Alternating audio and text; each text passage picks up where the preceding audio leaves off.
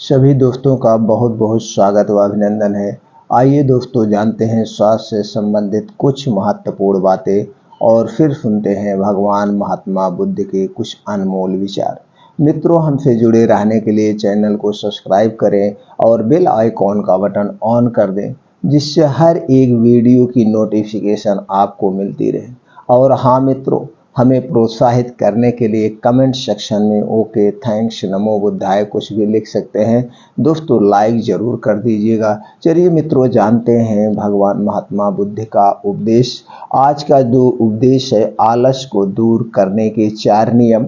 उसके बाद दोस्तों जानते हैं आज बहुत ही महत्वपूर्ण दोस्तों जो स्वास्थ्य संबंधी चैप्टर है, दुनिया का सबसे पुराना 6 अनाज।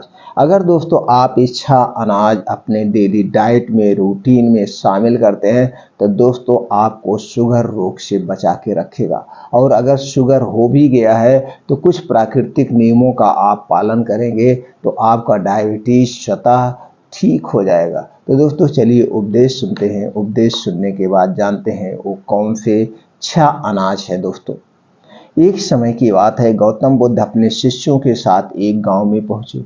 वहां पहुंचकर उन्होंने देखा गांव के लोग बहुत ही सुस्त और आलसी थे। वह अपने गुरुदेव के साथ बैठकर चर्चा करने लगे। गौतम बुद्ध ने अपने शिष्यों से पूछा, क्या तुम लोग जानते हो कि सुस्ती और आलस क्यों आती है? एक शिष्य ने उत्तर दिया, गुरुदेव, हमारी आदतों और मनोबल की वजह से होता है। हम जब भी कोई काम करने की बात सुनते तो हमारे मनोबल कमजोर हो जाती है और हम सुस्त हो जाते हैं। दूसरे शिष्य ने जवाब दिया, गुरुदेव, हम अक्सर अपने स्वार्थ और अशांतता में घिरे रहते हैं, जिसके कारण हमें आलस होती है। हम जब भी कोई कठिनाई का सामना करते हैं तो हम तुरंत हार मान लेते हैं और आलस्य में गुम हो जाते हैं। गौतम बुद्ध मुस्कुराए और एक कहानी सुनाई। एक बार की बात है, एक युवक अपने गुरु के पास गया और उनसे पूछा, गुरुदेव, मैं भी आपकी तरह ज्ञानी बनना चाहता हूँ, लेकिन मुझे बहुत आलस होती है। कृपया मुझे उससे मुक्ति दिलाइए। गुरुदेव ने युवक को एक खेत में ले जाकर कहा, तू इस खेत में जाकर उन पत्थरों को उठाने की कोशिश कर। युवक ने खेत में जाकर पत्थर उठाने की कोशिश की, लेकिन उसकी ताकत कम थी और उसने थोड़ी देर बाद हार मान ली। गुरुदेव ने मुस्कुराते हुए कहा, देख युवक, तूने पत्थर उठाने की कोशिश की, लेकिन तुमने कोशिश तो की ही, हार नहीं मानी। कोशिश तो की ही, लेकिन तुमने हार नहीं मानी। अगर तू आगे बढ़े और थोड़ी और मेहनत और लगाए तो तू सफल हो सकता है। तू उस पत्थर को हिला सकता है। इसे अपने दिल में और आत्मा में कुछ जागृत कर दे कि नहीं, मैं इसे कर सकता हूं। युवक ने गुरुदेव की सलाह मानी और फिर से पत्थर की ओर दौड़ा। इस बार उसने अपने समर्पण और मेहनत से पत्थर उठाए। इसे देखकर गुरुदेव ने उसे आशीर्वाद दिया और कहा, तूने देखा, आलस को हराने के लिए तुझे अपने समर्पण और मेहनत की आवश्यकता होती है। आलस से दूर रहकर और मेहनत के साथ तू हर मुश्किल को पार कर सकता है। इस कहानी से गौतम बुद्ध ने यह सिखाया कि आलस को हराने के लिए समर्पण, मेहनत और संघर्षता की आवश्यकता होती है। जैसे जैसे हम अपने आप को स्थिरता और समर्पण में लाते हैं, हम आलस को पार करके अपने लक्ष्यों की ओर बढ़ जाते हैं। गौतम बुद्ध की शिक्षाओं में आलस्य की महत्वपूर्ण भूमिका थी। वह मानव जीवन के महत्वपूर्ण मुद्दों पर विचार करने और समस्याओं का समाधान ढूंढने के लिए अच्छा जीवन समर्पित कर दिया था। उनके उपदेशों में आलस को दूर करने का भी अद्वितीय तरीका बताया गया था। उनके अनुसार आलस के अनुकूलक तत्वों को समझकर ही हम इससे बच सकते हैं। आलस को समझने के लिए हमें पहले इसके कारणों को समझने की आवश्यकता होती है। आलस का प्रमुख कारण मानसिक आलस होता है, जिसका मतलब होता है कि हमारे मन में उदासीनता और आलस की भावना बढ़ जाती है। गौतम बुद्ध के अनुसार मानसिक आलस का सबसे बड़ा कारण होता है अज्ञानता और अवज्ञता। हम अपने असली स्वरूप को नहीं समझ पाते और माया के भ्रम में उलझकर आलस की दिशा में बढ़ते जाते हैं। गौतम बुद्ध ने आलस को तीन प्रकार के रूपों में विभाजित किया है। पहला रूप होता है कायिक आलस, जिसमें शारीरिक कामकाज में सुस्ती आती है। दूसरा रूप होता है वाचिक आलस, जिसमें हम अपने शब्दों को सांकेतिक रूप से प्रकट नहीं कर पाते और आलस्यपूर्ण भाषा का उपयोग करते हैं।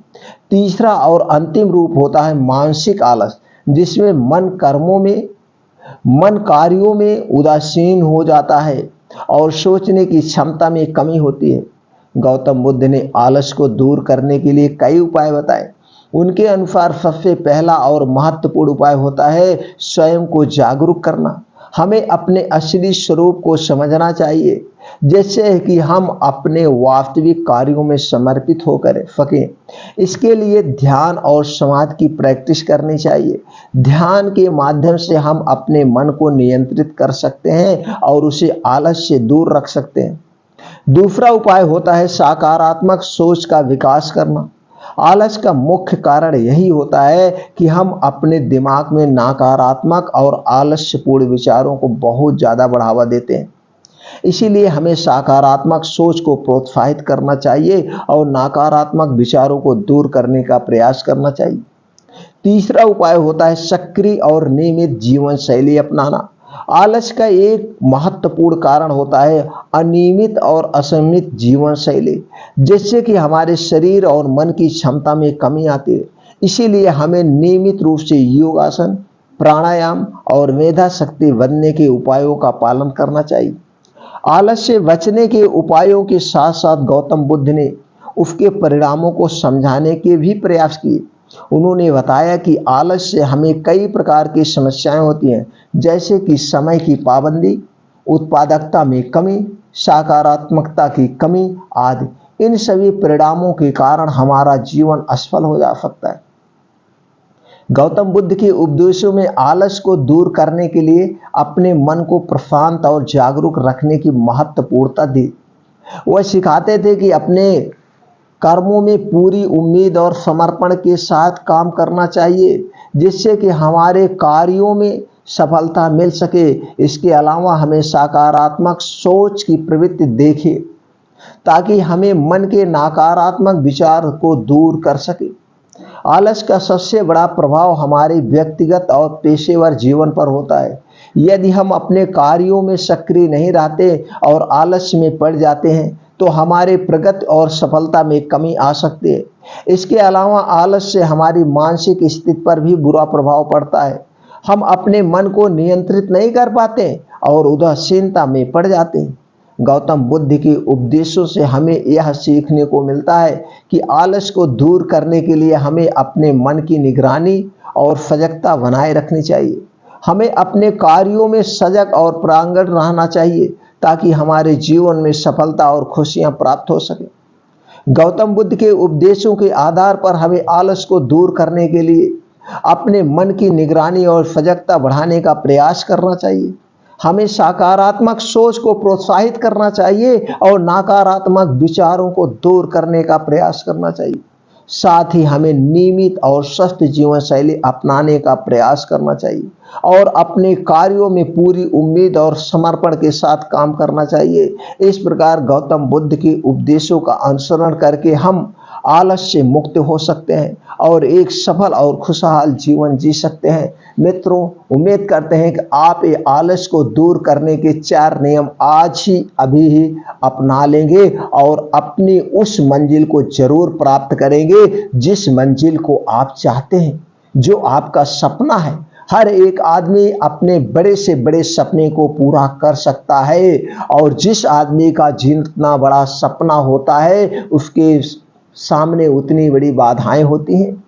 सिर्फ आगे बढ़िए, उन बाधाओं को नागते हुए, उन बाधाओं को दूर करते हुए सफलता आपका इंतजार कर रही है और आपको उतनी बड़ी ही सफलता मिलेगी। चलिए मित्रों, अब जानते हैं स्वास्थ्य से संबंधित वो चीजें। दोस्तों, जैसे सब लोग सोचते हैं हमें कोई बीमारी ना हो, हम हर एक बीमारी से मुक्त हो, हम कभी बूढ़े ना हो और जवान यंग दिखते रहें। लेकिन इसके लिए आपको जो नियम होते हैं वो पालन नहीं करते, सिर्फ आप सोचते हैं, करते नहीं। तो कोई भी सफलता पाने के लिए आपको उसके नियमों का पालन करना। आप एक ऑफिस में जाते हैं, किसी बड़ी फैक्ट्री में काम करते हैं, उसके भी रूल्स हैं, आपको उसी समय पे पहुंचना है। अब तो चल गया दोस्तों बायोमेट्रिक जांच, आप अंगूठा लगाएंगे तो एंट्री होगी। अगर आपका समय 8 बजे का है, 8:05 पे गए तो आप उस दिन अब्सेंट हो जाएंगे। और आपका छूटने का भी समय है 6 बजे, तो 6 बजे ही छूटेंगे। यानी कितना पंक्चुअल टाइम है। लेकिन वहीं पे उल्टे आप अपने स्वास्थ्य के प्रति कितना लापरवाह है। अगर कोई कह रहा है कि भैया ये ठंडा चीज मत पियो, ये कोल्ड ड्रिंक्स मत पियो, ये ठंडा पानी मत पियो, इससे आपका वात पित्त कफ दोष गड़बड़ हो जाएगा। आप कह रहे यार कुछ नहीं होता, इससे सबसे कुछ नहीं होता, जो खाओ सब खाओ। अरे कैसे नहीं होता भैया। एक गाड़ी आप चलाते हो, गाड़ी क्या मेंटेन रखते हो, सर्विसिंग कराते हो, तेल नहीं डालोगे, पेट्रोल नहीं डालोगे, 2 आदमी बैठना है, 4 आदमी बैठ जाओगे तो गाड़ी गड़बड़ नहीं होगी। वो जवाब दे देगी, रास्ते में चल रुक जाएगी। वो हम अपनी शरीर भी उसी तरह से है मित्रों। इस शरीर का आपके टेम्परेचर 37 डिग्री सेल्सियस हमेशा रहता है।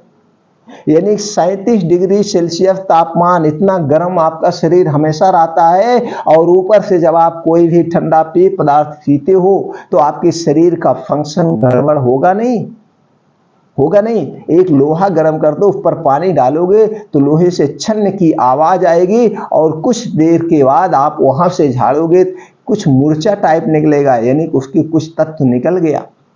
दूसरी तरह से जब आपने अपने शरीर में ठंडा पानी पिया और उस पानी को अब शरीर अपने टेम्परेचर में बदलने के लिए, यानी जितना शरीर का टेम्परेचर है और पानी का जो टेम्परेचर है, शरीर अपने हिसाब से उस पानी के टेम्परेचर को बनाएगी। अब उसको बनाने के लिए शरीर को एक्स्ट्रा एनर्जी मेहनत करना पड़ेगी, एनर्जी खर्च होगी। तो क्या होगा, आपके शरीर बीमार नहीं पड़ेगा। तो इसलिए कुछ नियम ऐसे हैं, अगर आपने उन नियमों का, खाना खाने के नियमों का, सोने के नियमों का, पानी पीने के नियमों का, और जो प्रकृति के नियम है, कितने बजे सोना है, कितने बजे जागना है, और हमें डेली योगा प्राणायाम मेडिटेशन जरूर करना है। और इस समय 5 बजे से 7 बजे का होता है, और आपने ये 5 बजे से 7 बजे 2 घंटे का समय अगर आपने अपने शरीर पर दे दिया तो दोस्तों आप लिखित ले लीजिए, पूरे भविष्य में आपको कोई बीमारी नहीं हो सकती है। सिर्फ आप 4 चीजें अवॉइड कर दीजिए, 4 चीजें अवॉइड कर दीजिए। तेल डालडा अपने जिंदगी से हटा दीजिए। चीनी से बनी हुई जितनी भी चीजें उसे अपने जिंदगी से हटा दीजिए। मैदा से बनी हुई जितनी चीजें उसे अपने जिंदगी से हटा दीजिए। और उसके बाद समय खाने का निर्धारित कर लीजिए, और खाना खाते समय पानी मत पीजिए। खाना खाने के 2 घंटे बाद पानी पीजिए, खाना खाने के 1 घंटे के बाद पहले पानी आप पी सकते हैं। और दिन भर में 7 से 8 गिलास पानी पीजिए, सिप करके, बैठ करके। और धूम्रपान अल्कोहल छोड़ दीजिए। खाना हमेशा सात्विक और पौष्टिक खाइए। खाना हमेशा भूख से 70% ही खाइए। खाना हमेशा भूख से 70% खाइए।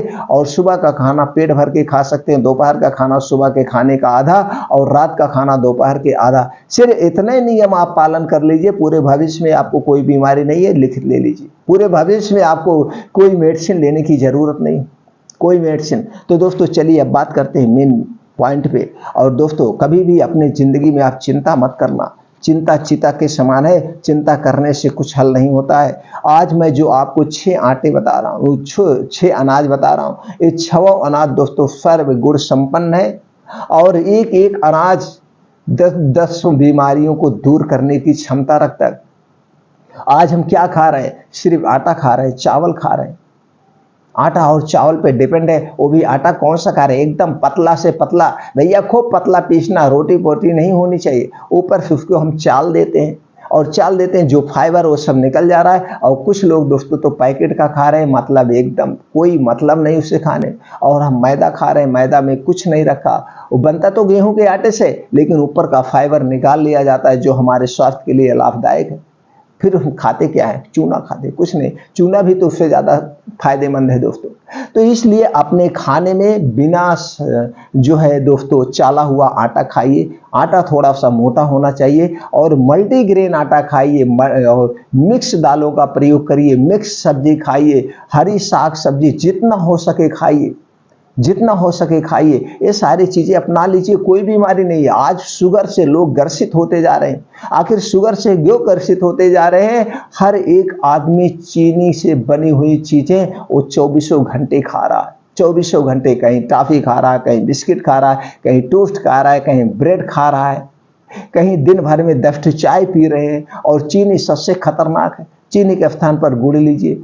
तेल से बनी हुई सारी चीजें, वो भी रिफाइंड से बनी हुई, वो भी घटिया रिफाइंड से बनी हुई चीजें खा रहे हैं, तो शुगर नहीं होगा तो क्या होगा? ये सारी चीजें हटा दो यार। इसके स्थान पर आप देसी शुद्ध सरसों का तेल प्रयोग करिए, शुद्ध सरसों का तेल प्रयोग करिए, कोई बीमारी नहीं होगी। तो दोस्तों अपने आटे में आप ये मल्टीग्रेन आटा लीजिए, और ये छवा आटा सर्वगुण संपन्न है। मिक्स आटा खाइए, और समय समय पे आप इसमें भी चेंजिंग करते रहिए। इसमें से कुछ मिक्स आटे और ले लीजिएगा, इसमें घटा बढ़ा सकते हैं अपने स्वाद के अनुसार, कोई नहीं, लेकिन मिक्स आटा और मिक्स दाल खाइए। तो पहला जो दोस्तों चीज़ है वो है कंगनी। ये पुराने समय की बहुत प्रसिद्ध। और कंगनी में क्या क्या पाया जाता है ये जान लेते हैं। कंगनी में पाया जाता है magnesium, fibre, iron, phosphorus, carotene, carbohydrate, calcium, vitamin, riboflavin, thiamine जैसे तत्व पाए जाते। इतने सारे पोषक तत्व पाए जाते हैं, और हमारा शरीर इन्हीं पोषक तत्वों से बना हुआ है। दूसरा है कुटकी। कुटकी में क्या पाया जाता है? Carbohydrate, phenolic compound, antioxidant, fibre, iron, calcium जैसे तत्व पाए जाते हैं। और अगला है दोस्तों कोदो। कोदो में फेनोलिक पाया जाता है, tannin, fibre, lecithin, calcium, antioxidant व अन्य तत्व पाए जाते हैं। अगला आइटम है दोस्तों सांवा, वार्नयार्ड। वार्नयार्ड इसे भी कहते हैं, वार्नयार्ड। प्रोटीन इसमें पाया जाता है, कार्बोहाइड्रेट पाया जाता है, फाइबर, आयरन, कैल्शियम, विटामिन जैसे तत्व पाए जाते हैं। इतने सारे तत्व पाए जाते हैं। अब एक और है दोस्तों जो पचवा है, हरी कंगनी, ग्रीन फॉक्सटेल। इसमें क्या क्या पाया जाता है? Fibre, magnesium, iron, phosphorus, antioxidant, calcium जैसे तत्व पाए जाते हैं। और छठवां है दोस्तों जौ। गेहूं से ज़्यादा शक्तिशाली, गेहूं से ज़्यादा फाइबर इसमें पाया जाता है। इसे जरूर अपनाइए। जौ में क्या क्या है? प्रोटीन, वसा, carbohydrate, fibre, antioxidant, calcium, vitamin व अन्य जैसे तत्व पाए जाते हैं। अब इस मिक्स आटे को अपने डाइट में शामिल करिए। शुगर क्या? Sugar, thyroid, blood pressure, heart attack जैसी गंभीर बीमारियों से बचाएगा। और ये जान लीजिए दोस्तों, हर एक बीमारी की जड़ है आपके शरीर में 3 दोष पाया जाता है, वात दोष, पित्त दोष, कफ दोष। इन तीनों दोष को आप बैलेंस कर लीजिए, आपके शरीर में कोई बीमारी नहीं होगी। वात दोष होता है सुबह के खाने से, पित्त दोष होता है दोपहर के खाने से, तो दोपहर के खाने में अजवाइन जरूर होनी चाहिए। कफ दोष होता है रात के खाने, तो रात के खाने में मेथी दाना जरूर होना चाहिए। तो दोस्तों वात पित्त कफ को आप बैलेंस कर लीजिए, आपके शरीर में कोई बीमारी नहीं है। वात पित्त कफ संबंधित वीडियो चैनल पर पड़ी है। इन तीनों चीज़ों को आप बैलेंस करके रखिए, और ये तीनों चीज़ें बैलेंस आपके खान पान पर डिपेंड करती है। और तीनों चीज़ों को बैलेंस करना चाहते हैं तो दोस्तों 24 घंटे गर्म पानी पीजिए, गुनगुना पानी पीजिए। आपका वात पित्त कफ तीनों बैलेंस रहेगा, और अपनी ज़िंदगी से ठंडी चीज़ हटा दीजिए। जैसे हमने कहा, इन नियमों का आप पालन कर लीजिए। शुगर क्या, आपके शरीर में कोई बीमारी नहीं आएगी, ना तो बुढ़ापा आएगा। बुढ़ापा कब आता है? जब हमें कोई गंभीर बीमारियां हो जाती है। उसी बीमारी में हमारा शरीर पूरा एकदम टूट जाता है, एकदम बिखर जाता है, शरीर के सारे पार्ट डैमेज हो जाते हैं। तभी तो फिर उसको मेंटेन करने में बड़ा समय निकल जाता है, और हम उस समय मानसिक पीड़ा से भी परेशान हो जाते हैं, सोच सोचे चिंतित हो जाते हैं, और इसी वजह से हमारा शरीर बुढ़ापा हो जाता है, खराब हो जाता है, बीमार हो जाता है, ग्रसित हो जाता है दोस्तों। तो दोस्तों चिंता मुक्त जीवन जीजिए, अपने डेली रूटीन में सारे नियमों का पालन करिए, आप खुद स्वस्थ व निरोग हो जाएंगे।